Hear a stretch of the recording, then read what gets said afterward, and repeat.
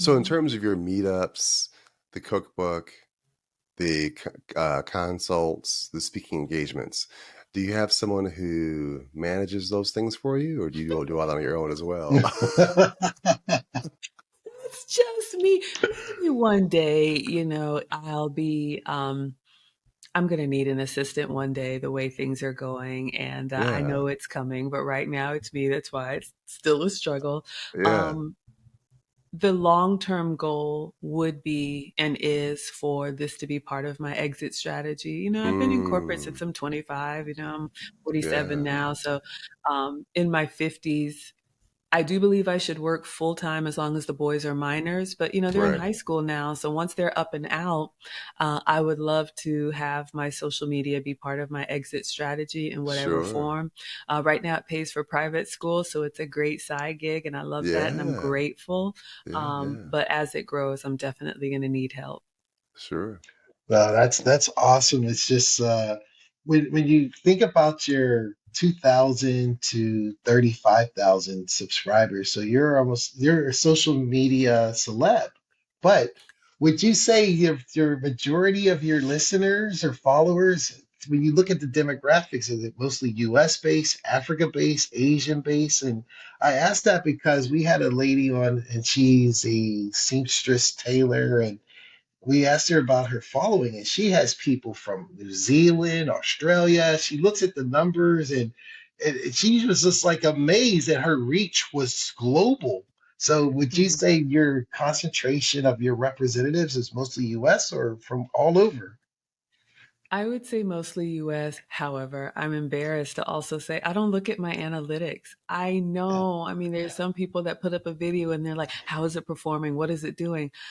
When I'm done, I turn off the camera and eat dinner. Like for me, it's I'm even surprised at it, but I have glanced and mostly US. However, I do have people all over. We have Europe, we have Japan, we have Australia, we have, I haven't seen too much in South America and a little bit of Africa.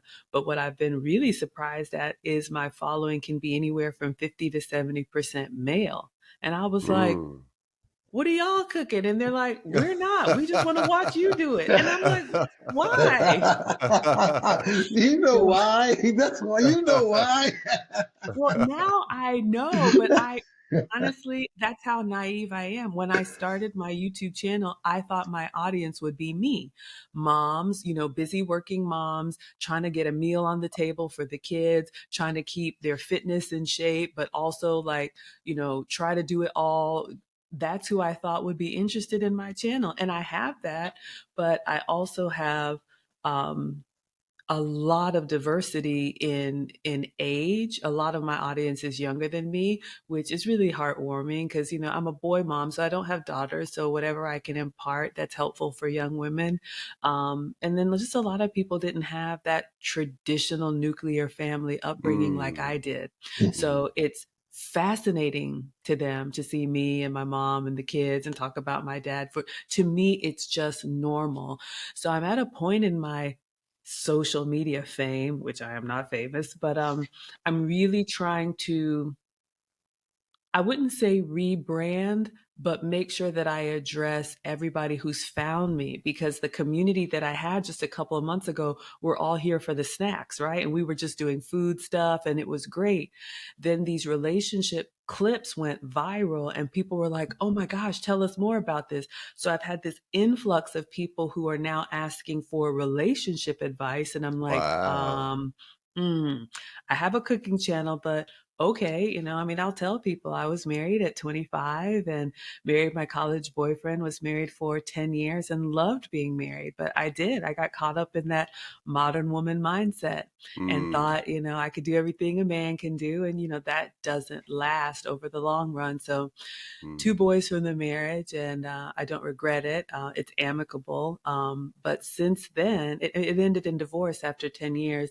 And then mm, since then, I've been in a long term relationship with a very traditional man mm, who says what his expectations are, and you either get on the program or you don't. And so for mm, me, knowing that I didn't want the burden on me until I'm 65, I've had to do a lot of work to refine, work on my femininity, work Mm. on my speaking, just all of that. And I'm so much happier, but it was just my personal journey that I was doing for my own reasons.